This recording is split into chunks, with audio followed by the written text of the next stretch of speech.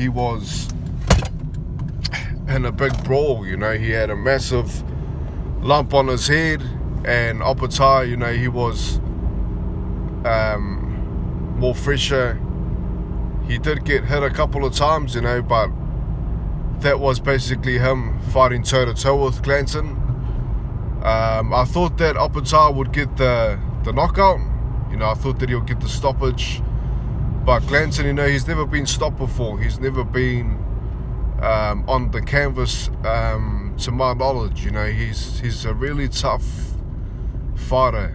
And he's fought some good opposition as well, in the cruiserweight division. So,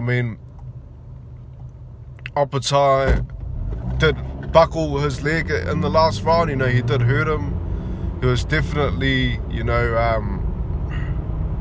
hurting him with his uppercuts. And, you could see on his face, Glanton was spitting up blood a lot. He was, the swelling on his head was huge. We all saw that from round 3 onwards. Opetaia also got deducted a point. He got deducted a point in this fight, where Glanton was trying to fight, inside the pocket, trying to fight his fight, which is basically, fighting toe-to-toe. You punch me, I'll punch you, that sort of fight. That's the sort of fighter that Glanton is, but Opetaia, with the movement, especially early in the fight, was frustrating Glanton. And also, even inside, when he was fighting on the inside, Opetaia had the more cleaner punches. Those uppercuts were really landing clean for Opetaia. And Glanton, he did land some big punches, big right hands. Opetaia, managed to take those punches. And also, there was a lot of low blows in the fight, where Glanton was hitting him a bit too low. And, Opetaia, he was making the fight entertaining.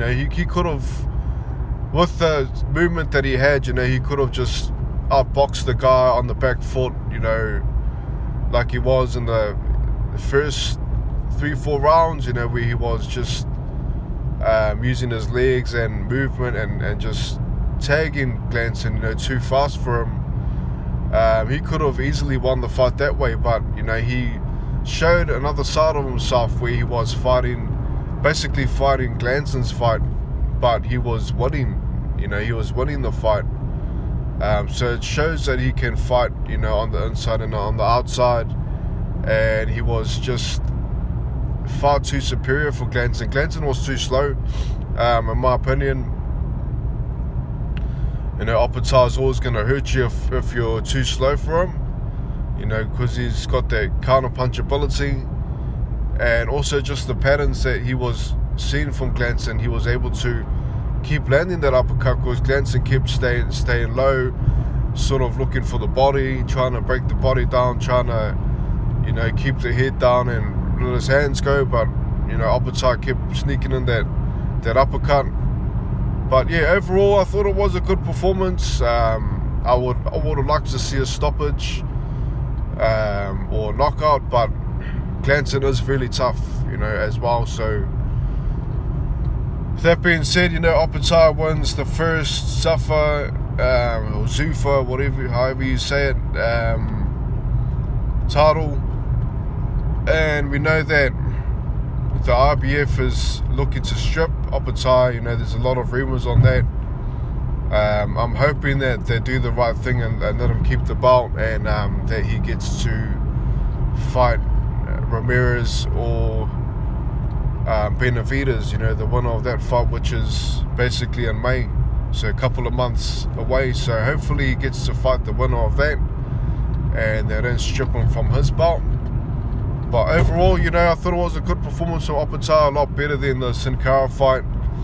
Obviously the knockout wasn't there, but he did